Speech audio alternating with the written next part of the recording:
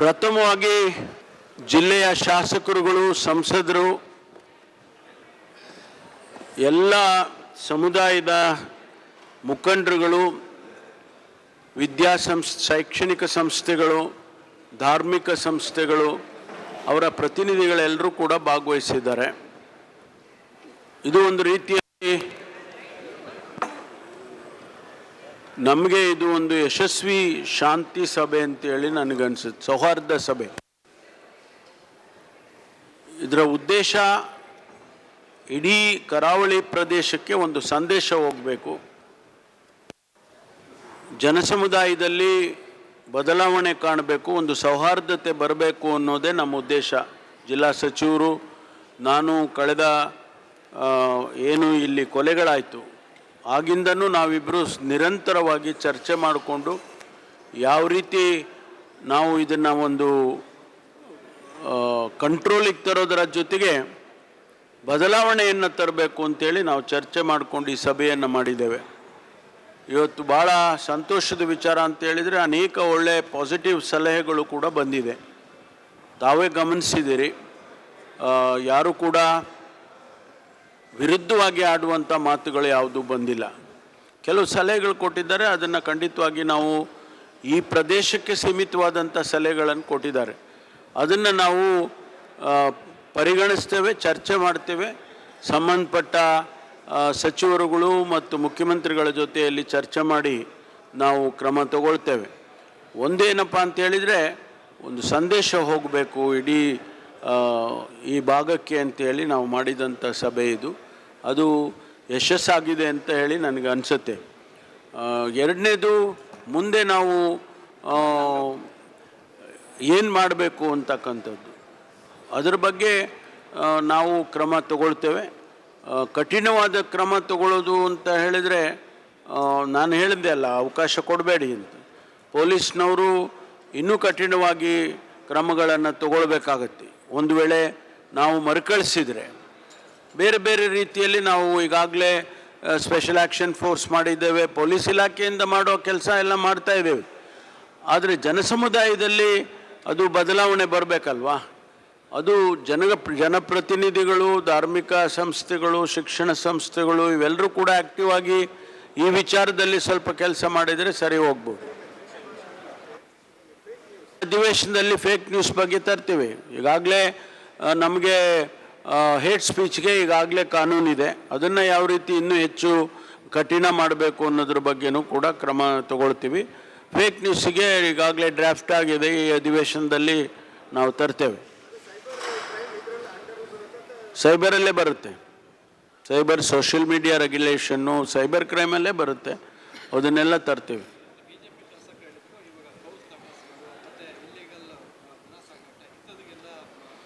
ನೋಡಿ, ನಾವು ಕಾನೂನು ಪ್ರಕಾರ ಯಾರು ಮಾಡಿದರೂ ಕೂಡ ನಮಗೆ ತೊಂದರೆ ಇಲ್ಲ.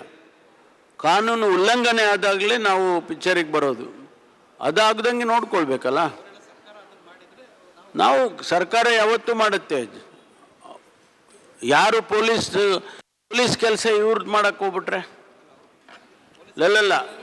ನೋಡಿ, ಪೊಲೀಸ್ಗಿರಿ ಅಂತಾರಲ್ಲ, ಮಾರಲ್ ಪೊಲೀಸಿಂಗ್ ಅಂತೀರ ನೀವು, ಅದಾಗಬಾರ್ದು ಅಂತ ನಾವು ಹೇಳೋದು. ಆಯ್ತಲ್ಲ, ಯಾವುದೋ ಒಂದು ಕಾನೂನು ವಿರುದ್ಧವಾಗಿ ಯಾರೋ ಗೋಹತ್ಯೆ ಗೋ ಸಾಗಾಣಿಕೆ ಮಾಡ್ತಾರೆ ಅಂತ ಹೇಳಿದರೆ ಅದನ್ನು ಪೊಲೀಸ್ನವ್ರಿಗೆ ತಿಳಿಸಿ ಅಲ್ಲ, ಅವರು ವೆರಿಫೈ ಮಾಡ್ತಾರೆ, ಇದು ಅಧಿಕೃತ ಅನಧಿಕೃತ, ಅವ್ರ ಮೇಲೆ ಕ್ರಮ ತಗೋಬೇಕಾ ತಗೋಬಾರ್ದಾ ಅದನ್ನು ಅವರು ಡಿಸೈಡ್ ಮಾಡ್ತಾರೆ. ನೀವು ಯಾಕೆ ಡಿಸೈಡ್ ಮಾಡೋಕ್ಕೆ ಹೋಗ್ತೀರಿ?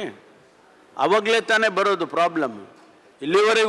ಇಲ್ಲಿವರೆಗೂ ಬಂದಿರೋ ಪ್ರಾಬ್ಲಮ್ ಏನು? ನಾವೇ ಕಾನೂನನ್ನು ಕೈಗೆತ್ಕೊಳ್ಳೋದಿದೆಯಲ್ಲ, ಅದರಿಂದ ಪ್ರಾಬ್ಲಮ್ ಬರುತ್ತೆ. ಅದು ಬರಬಾರ್ದು. ನಿಮಗೆ ಯಾರಿಗೆ ಪೊಲೀಸ್ ಸ್ಟೇಷನ್ಗೆ ಇನ್ಫಾರ್ಮ್ ಮಾಡಿ, ಅವ್ರಿಗೆ ಮ್ಯಾಂಡೇಟ್ ಕೊಡ್ತೇವೆ ನಾವು. ಈಗಾಗಲೇ ಅದ್ರ ಬಗ್ಗೆನೂ ಕೂಡ ಗಮನ ಹರಿಸ್ಬೇಕು. ಕಾನೂನು ಉಲ್ಲಂಘನೆ ಆಗಬಾರ್ದು. That covers everything. ಅವರಿಗೆ ನಾವು ಸ್ಪೆಸಿಫಿಕ್ ಮ್ಯಾಂಡೇಟು ಕೊಟ್ಟಿದ್ದೇವೆ, ಅವರು ಅದನ್ನು ಮಾಡ್ತಾರೆ. ಅದರಲ್ಲಿ ಇದೆಲ್ಲ ಬರುತ್ತೆ. ಕಾನೂನು ಉಲ್ಲಂಘನೆ ಅಂತ ಅಂದಾಗ ಇದೆಲ್ಲನೂ ಬರುತ್ತೆ. ಅದ್ರ ಬಗ್ಗೆ ಮುಂದೆ ಇವರು ನಮ್ಮ ಮೈನಿಂಗ್ ಮಿನಿಸ್ಟರ್ ಜೊತೆ ಮಾತಾಡಿ ಕಾನೂನಾತ್ಮಕವಾಗಿ ಏನು ಮಾಡಬೇಕು ಅದೆಲ್ಲ ಮಾಡ್ತಾರೆ. ಗೊತ್ತಿಲ್ಲ ನನಗೆ ಗೊತ್ತಿಲ್ಲ. ನನಗೆ ಗೊತ್ತಿಲ್ಲಪ್ಪ ಅದೆಲ್ಲ. ನೀವು ಅವ್ರನ್ನ ಕೇಳಬೇಕು, ನಾನು ಕೇಳಿದ್ರೆ no, I will not answer that question. ಬೇರೆ ಇನ್ನೇನಾದರೂ ಅಭಿವೃದ್ಧಿ ಬಗ್ಗೆ ಮಾತಾಡಿ.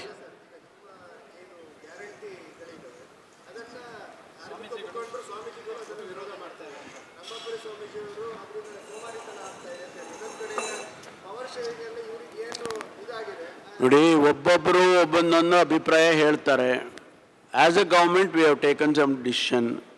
ನಾವು ಬಡ್ಜೆಟರಿ ಅಲೊಕೇಶನ್ ಮಾಡಿಕೊಂಡೇನೆ ಇದನ್ನು ಮಾಡ್ತಾ ಇರೋದು. ಇಂಪ್ಲಿಮೆಂಟೇಷನ್ನು ಯಾವುದರದ್ದು 5 ಗ್ಯಾರಂಟಿದು ಅಡಾಕಾಗಿ ಏನೂ ಮಾಡ್ತಾ ಇಲ್ಲ.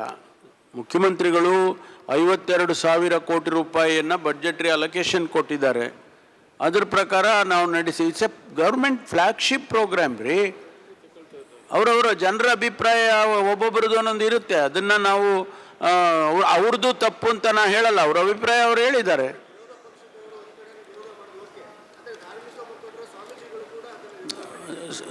ಆಗ್ಬೋದು, ಅವ್ರ ಅಭಿಪ್ರಾಯ ಅದು. ನಾವು ಅದನ್ನು ವಿರೋಧ ಮಾಡಿದರು ಅಂತ ಕಳಿಸೋಲ್ಲ, ಅವರ ಅಭಿಪ್ರಾಯನ ಎಕ್ಸ್ಪ್ರೆಸ್ ಮಾಡಿದ್ದಾರೆ ಅವರು. ಅದೇ ನಾನು ಹೇಳಿದ್ನಲ್ಲ, ಅವ್ರ ಅಭಿಪ್ರಾಯ ಹೇಳಿದ್ದಾರೆ. ಅವ್ರ ಅಭಿಪ್ರಾಯ, ನಮ್ಮಲ್ಲಿ ಹೈಕಮಾಂಡ್ ಅಂತ ಇದೆ, ನಮ್ಮ ಪಕ್ಷದಲ್ಲಿ ಹೈಕಮಾಂಡ್ ಅಂತ ಇದೆ. ಸ್ವಾಮೀಜಿಗಳು ತೀರ್ಮಾನ ಮಾಡಿದ್ದಿದ್ರೆ ಬೇರೆ ಬೇರೆಯವರೆಲ್ಲ ಬೇರೆ ಬೇರೆ ರೀತಿಯೆಲ್ಲ ಆಗೋಗ್ಬಿಡೋರು. ಈಗ ಮುಖ್ಯಮಂತ್ರಿ ವಿಚಾರ ಮಾತಾಡಬೇಡಿ ಪ್ಲೀಸ್. ಈಗ SP ಕಚೇರಿ ಆಫೀಸಿಗೆ ಒಬ್ಬರು ವ್ಯಕ್ತಿ ಬಂದು ನನಗೆ ಪೊಲೀಸ್ ಪ್ರೊಟೆಕ್ಷನ್ ಕೊಡಬೇಕಾ, ನಿಮ್ಮ ಗಮನಕ್ಕೆ ಕೂಡ ಬಂದಿರುವಂಥದ್ದು ಸರ್, ಇದರ ಬಗ್ಗೆ ನನಗೆಲ್ಲ ಬರೋದಿಲ್ಲಪ್ಪ ಅದೆಲ್ಲ. ಅವೆಲ್ಲ ಪೊಲೀಸ್ ಅದು ಅವ್ರಿಗೆ ಮಾಡ್ತಾರೆ, ಪೊಲೀಸ್ ಅಧಿಕಾರಿಗಳಿರೋದು. ಯಾಕೆ ಸರ್ಕಾರದ ಗಮನಕ್ಕೆ ಬರಲ್ಲ ಅವೆಲ್ಲ. ದಿನನಿತ್ಯದ ವಿಚಾರಗಳು ಸರ್ಕಾರದ ಗಮನಕ್ಕೆ ಏನು ಬರಲ್ಲ. ಅವರು ಪೊಲೀಸ್ ಸ್ಟೇಷನ್ ಲೆವೆಲ್ನಲ್ಲಿ FIR, ಯಾರಾದರೂ ಕಂಪ್ಲೇಂಟ್ ಕೊಟ್ಟರೆ FIR ಮಾಡ್ತಾರೆ, ಅದಕ್ಕೆ ಕ್ರಮ ತಗೊಳ್ತಾರೆ. ಯಾವುದಾದ್ರೂ ನಮ್ಮ ಸರ್ಕಾರದ ಗಮನ ಸೆಳೆಯುವಂಥ ವಿಚಾರಗಳು ಬಂದಾಗ ನಮ್ಮ ಗಮನಕ್ಕೆ ಬರುತ್ತೆ.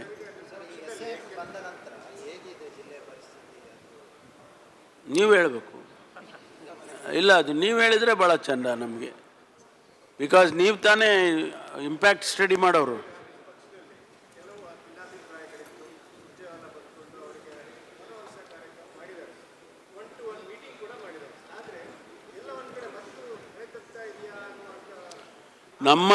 ನಮ್ಮ ಪಕ್ಷದಲ್ಲಿ ಯಾವುದೇ ಭಿನ್ನಾಭಿಪ್ರಾಯಗಳಿಲ್ಲ.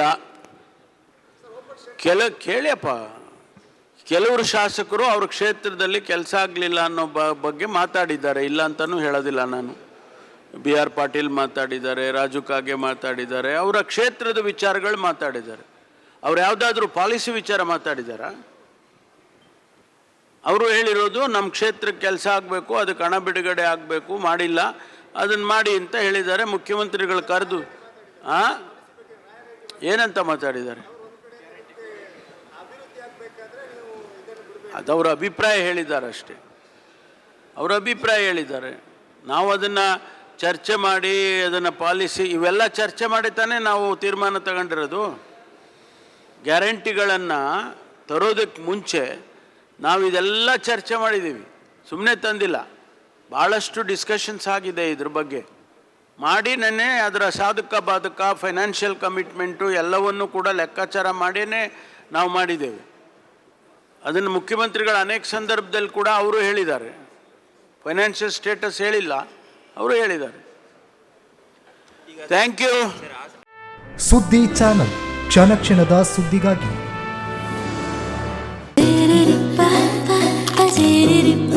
ನನ್ನ ಫೇವರೇಟ್ ನಂದಿನಿ ಚೀಸ್. ಈಗ ಎಲ್ಲರ ಫೇವರೇಟ್ ನಂದಿನಿ ಚೀಸ್.